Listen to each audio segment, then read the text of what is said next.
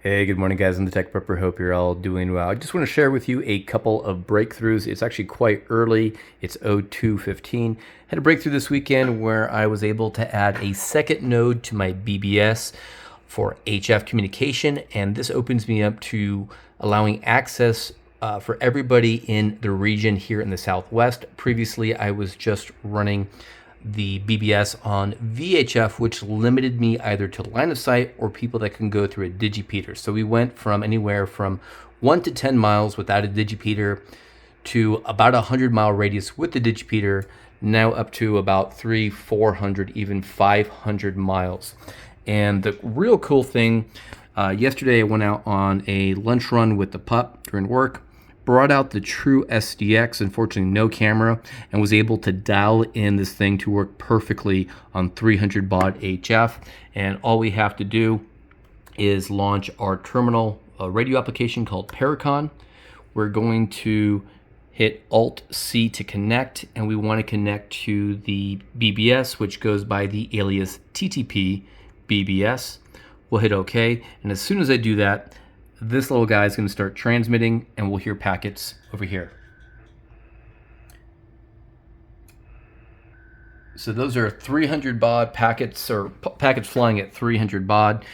A little bit slower than VHF, but as you can see here, if this works, we should get the welcome prompt pretty quickly. So very usable, a lot faster than JSA call. Granted, this is not replacing it. Our JSA call capabilities, this is only adding to it. And going to do a full-length video here, but for example, people could go in and get information about myself as the operator. And the great thing that I like about BBS is how you can customize these and make these your own.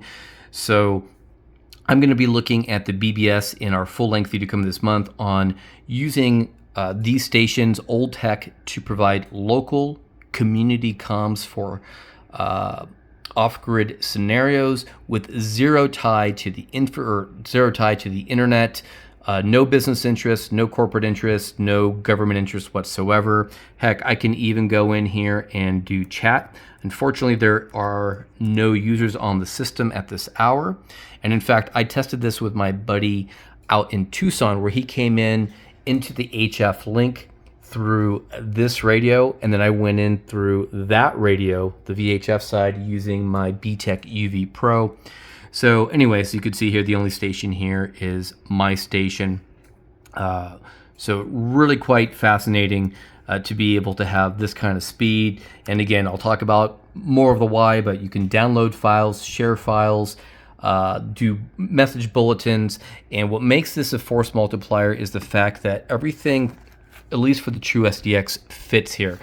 And I wasn't sure if the audio would be good enough and the frequency stability would be good enough to be able to do 300 baud packet, but it works.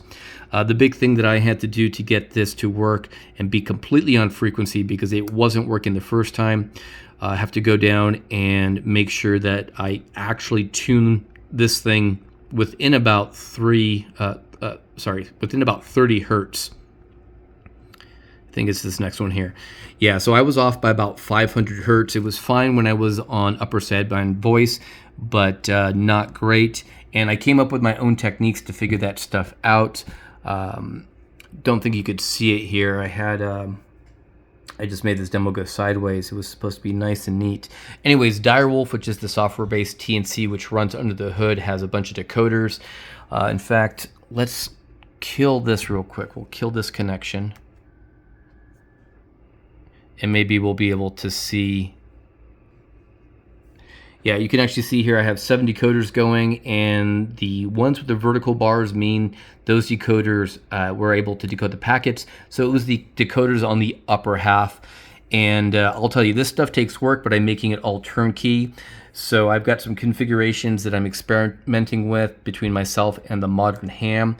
And you can see here in Direwolf we're running 300 baud, and then I'm also running the mark and space on with multiple decoders, 7 of them in this case. I also had yesterday while I was doing the tuning, I had 9 going to improve the chances. So anyways, a lot of nerd stuff here, but at the end of the day, you can get by with something as simple as a VHF radio like the UV Pro, and a computer.